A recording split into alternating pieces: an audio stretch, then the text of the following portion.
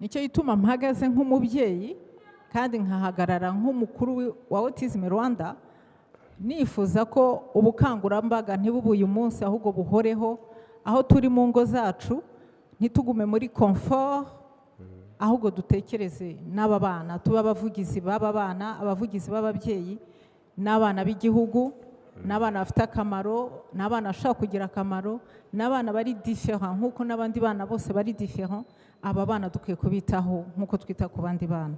That's why I stand here wearing two hats as a parent and as an educator representing Autism Rwanda, encouraging all of us to advocate for these children so that they can live a life worthy and support them to reach their goals. Birababaje kubona umubyeyi ashaka kubura ubushobozi kubera cost ya autism ihenze umubyeyi akabura uko ajyana umwana ku ishuri. Birababaje muri iki kinjana turimo, birababaje biteye agahinda. Twebwe tukicara mu nzu tukaryama tugasinzira kandi umuturanyi wacu afite icyo kibazo cyuko umwana watajya ku ishuri tugahita tugakomeza. It's very sad that one parent might fail to afford the means to support the autistic child while a neighbor is comfortable in his house. So it's really sad, and we need to step out of our comfort zones and think of these neighbors who are struggling and see how we can support them. Birababaje kubona abana bandi bashaka kujya mu ishuri kuko bo badafite autisme wundi agasigara mu rugo kubera umubyeyi yabuze ubushobozi. Birababaje kubona dushaka kwicara ntihagire icyo dukora. It's sad that one child can make it to school because they don't have autism, and a neighbor fails to go to school simply because they have autism, and a parent is failing to afford the means to support the child.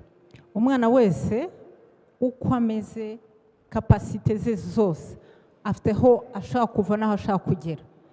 Every child, no matter their capabilities, they can improve. They can move from one level to a different, better level.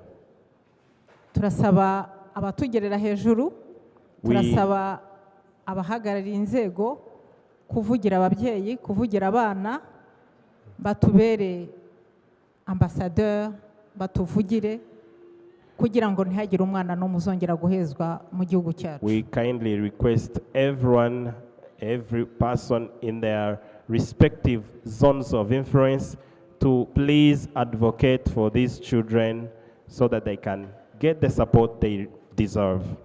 Ndizeye ko iri jwi ryacu, ijwi ry'ababyeyi tuvugira hano mu karere ka district ya Kicukiro, turi mu buyobozi, turazi ko bizagera hejuru na nyakubahwa akatwumva, akumva abana bacu, akumva ababyeyi.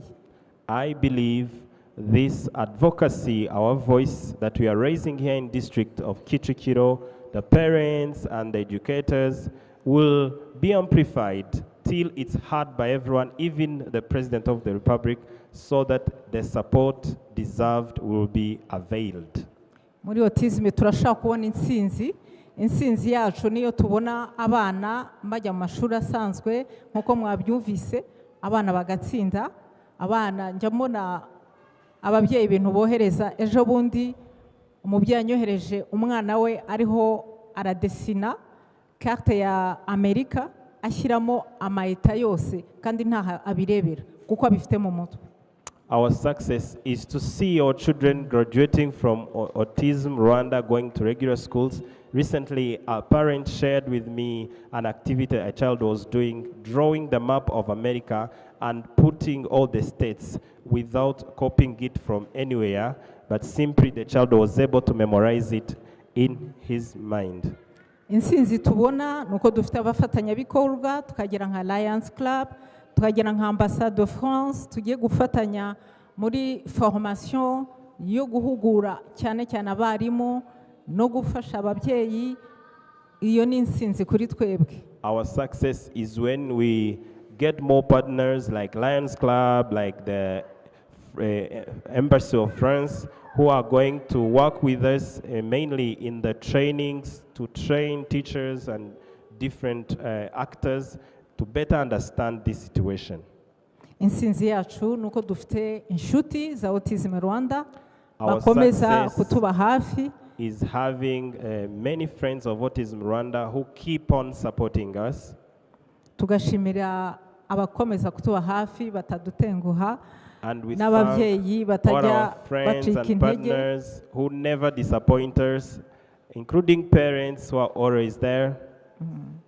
ariko mbere y'uko ndangiza iri jambo ndashaka gusaba I abarimu conclude, bose I would aho like to bahagaze request all iruhande teachers rw'abana bahaguruke to rise on their feet wherever they are. All teachers, abarimu aho muri abakozi ba autisme mwese wherever you're muhaguruke seated, all aho muri hose na Bruce yahagurutse please and Autism Rwanda staff and teachers, please rise on your feet for recognition. yeah. aba bantu ni ab'agaciro These are very important people. aba bantu bakunda abana These are loving teachers. aba bantu tujye tubahoza ku mutima tubashime bafite akazi We gakomeye should always be Murakoze cyane. grateful for these teachers for the amazing job they do on a daily basis. Thank you very much.